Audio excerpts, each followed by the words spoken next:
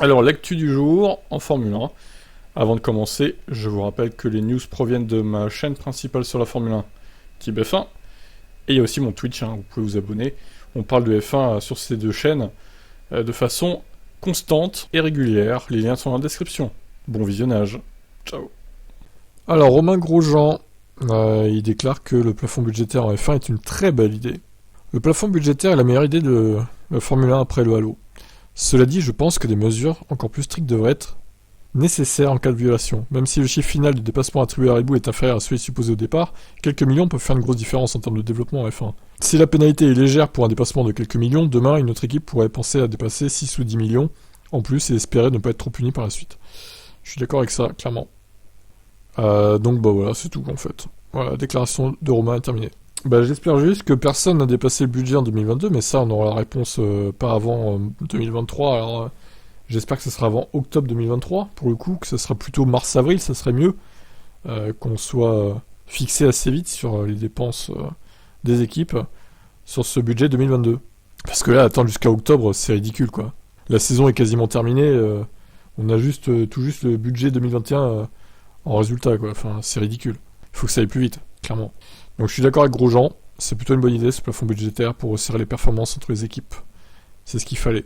Même si en 2022 ça s'est pas trop vu. Mais dans les prochaines années je pense que ça va bien marcher. Je vous laisse commenter ça. L'heure de la retraite est proche pour New Way. Il serait temps, hein. Il aura 65 ans l'année prochaine, ce qui signifie qu'il atteint l'âge de la retraite dans le monde normal. Pour ce scénario, Red Bull semble être préparé. S'adressant à Speed Café, Horner déclare « Nous avons évidemment déjà discuté de ça pendant un certain temps. Le rôle d'Adrian en tant que directeur technique a évolué. Ce que cela signifie pour les plans futurs de New Way chez Red Bull, c'est pas clair, mais le rôle du Britannique au sein de l'entreprise semble être très discuté. Pour l'instant, il semble que la collaboration battra son plein et qu'elle le restera. Avec Red Bull Advanced Technologies, qui est maintenant une branche nouvelle, les RB17, que nous avons annoncé plus tôt cette année, il partage son temps entre différents projets. Ah oui, les RB17, ce sera la fameuse hypercar de Red Bull, hein. C'est pas une monoplace du coup. Si New Way prend effectivement sa retraite après l'année prochaine, Red Bull n'est pas inquiet et l'équipe est préparée. En effet, Red Bull a construit une équipe solide, comme le rock autour de New Way. Horner déclare « Nous avons Pierre Waché comme directeur technique et toute l'équipe technique qui entoure fait un travail fantastique. Bien sûr, Adrian s'en nourrit encore et travaille en étroite collaboration avec le groupe. Bien sûr, il est une encyclopédie de connaissances, mais c'est formidable de voir la force et la profondeur dont nous disposons sur le plan technique et la façon dont ils ont tenu leurs promesses. » Bon, ok. Bon, pas sûr qu'il prenne sa retraite l'année prochaine, du coup, le New Way, là. Moi, je le vois bien rester encore plusieurs années. Hein. Ouais, voire 2-3 ans, je dirais. Peut-être qu'il va pousser jusqu'à 2026, du coup. Allez, je vous laisse commenter. Ciao. Hamilton rêve de prendre sa retraite en tant que champion du monde. Ah ça, clairement, oui. C'est le rêve de tout pilote, je pense. Alors, il a déclaré, Lewis, « Je pense que prendre sa retraite en tant que champion du monde est un rêve que tout athlète possède, et moi aussi. » Rappelons que le dernier contrat signé par Hamilton avec Mercedes expire après la saison 2023, donc la négociation entre eux est serrée. Le Britannique a en effet révélé qu'en hiver, ils commenceront à parler du futur. C'est l'un des sujets que nous aborderons durant l'hiver. Jusqu'à présent, il n'y a pas de plan pour cela, puisque nous avons été occupés ces derniers mois. Ce ne sera pas long, mais je resterai certainement. Par curiosité, un de ses grands rivaux, Rosberg, a fait ça en 2016. Autrement dit, on pourrait dire qu'Hamilton veut faire une Rosberg. Ok, d'accord. Alors, est-ce qu'il aurait pris sa retraite fin 2021 s'il avait été champion, comme prévu? Peut-être, en vrai. Hein. Ça se trouve, il serait plus là, déjà, hein, avec ses 8 titres. Bon, possible, on ne le saura jamais, en tout cas. Pour l'instant, il va continuer à pousser Lewis pour obtenir un dernier et ultime titre avant sa retraite. Je vous laisse commenter. Alors, on connaît le line-up que mettrait en place Andretti si, justement, leur écurie en 2024 se créait.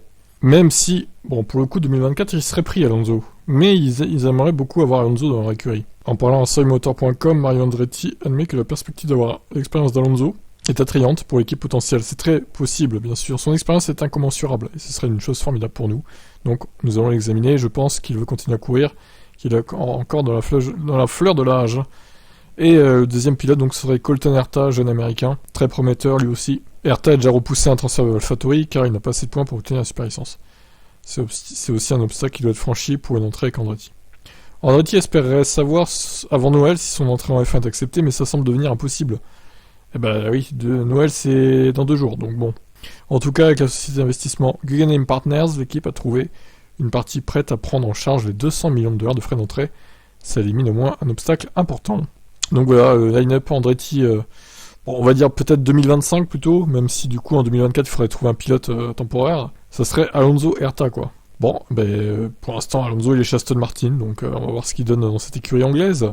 Mais je suis sûr qu'il serait capable de prolonger encore sa carrière vers Andretti si il lui donnait un gros salaire. Allez, je vous laisse commenter.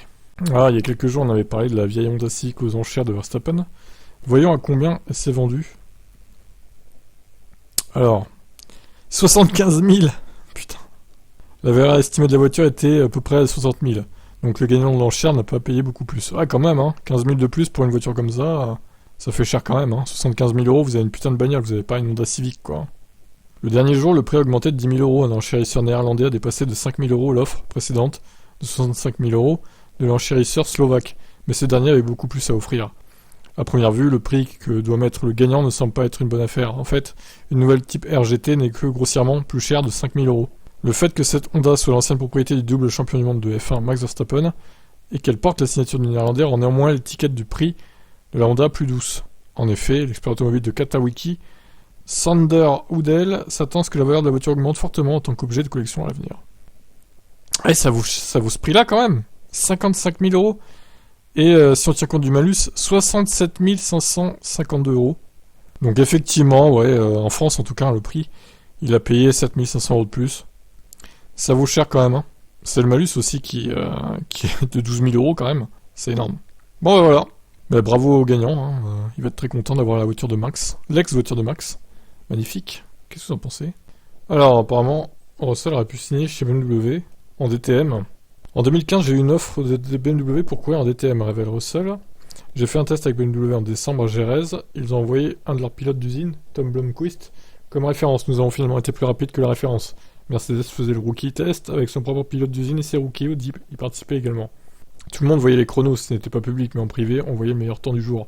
Il y avait un ingénieur qui était passé de BMW à Mercedes qui était peut-être assez influent. Ce gars va être rapide, il faut le signer. J'avais le contrat de BMW sur la table, j'étais presque prêt à le signer, et c'est là que j'ai eu le coup de fil de Gwen Lagrue, responsable des jeunes pilotes chez Mercedes. En janvier 2016, j'étais dans le bain. C'est là que ça a commencé. Russell n'était pas parti sur les meilleures bases qui soient avec Toto Wolff. En 2015, il avait refusé de courir pour Muck Motorsport avec les groupes motopropulseurs Mercedes, jugeant l'équipe trop peu compétitive et avait signé avec Carlin, les concurrents. Cette dernière était motorisée par Volkswagen, dont un certain Jos Capito était le directeur de la compétition. Je pense que tu prends la mauvaise décision, aurait répondu Wolff à Russell. L'Autrichien n'était pas rancunier, mais le dilemme qui s'est présenté un an plus tard était néanmoins cornélien. C'était absolument clair pour Mercedes, si tu signes avec BMW, il n'y aura pas d'opportunité avec Mercedes à l'avenir. L'accord proposé par Mercedes était une option. Cours en F3, une année de plus avec une écurie soutenue par Mercedes qui était high-tech, tu vas venir faire tout le travail de simulateur pour Mercedes F1, on verra comment tu te débrouilles, on verra tes performances en piste et en dehors, et on décidera en octobre si on te prend. Mais il y a une chance qu'on te prenne pas, il y a une chance qu'on te prenne, mais si tu signes le contrat BMW, c'est fini. J'avais donc ce contrat BMW sur la table pour courir en DTM, qui était probablement le meilleur championnat après la F1 à l'époque. J'avais 17 ans, on me proposait beaucoup d'argent, c'était très étonnant. C'est arrivé si soudainement après ce test qui s'était incroyablement bien passé.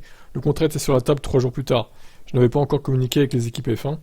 Les discussions avec Toto étaient positives, mais je n'étais pas sûr que ça mène à quelque chose. Il fallait prendre une décision. Mercedes m'a appelé tout d'un coup, mais il ne proposait rien de concret, il fallait que je prenne un risque avec eux. Il était possible qu'ils changent d'avis et disent désolé, et la porte BMW aurait aussi été fermée. Mais la grande différence, c'est que Mercedes, c'était la Formule 1, et BMW, le DTM. J'avais 17 ans, il fallait prendre ce risque. Si ce n'avait pas marché, je le regretterais peut-être, mais ça a marché. Très bien. Allez, on finit. Russell a donc refusé de rejoindre le DTM avec BMW et rempli en F3 Europe avec Hightech, partenaire de Mercedes. Il a pris la 3ème place du championnat derrière les 2 pilotes Prema, Lance Stroll et Maximilian Günther, et juste devant, un 3ème représentant de l'écurie italienne Nick Cassidy. C'était suffisant pour convaincre la marque à l'étoile. Mercedes était parfaitement conscient d'à quel point les Prema dominaient tout le reste de la grille. Ainsi, Russell a officiellement rejoint le programme de jeunes pilotes Mercedes en janvier 2017, avant de remporter coup sur coup, en tant que rookie, les titres de GP3 et de Formule 2, et de réaliser 3 saisons de Formule 1 convaincantes avec Williams. Et maintenant, il est chez Mercedes. Eh ben, quel parcours, intéressant tout ça. Je ne savais pas qu'il avait failli signer en DTM du coup. Comme quoi, le destin, s'il avait accepté le contrat de BMW qui était plutôt pas mal à l'époque pour lui, beaucoup d'argent à la clé, il serait peut-être jamais en Formule 1. Incroyable. Bon, je vous laisse commenter ça.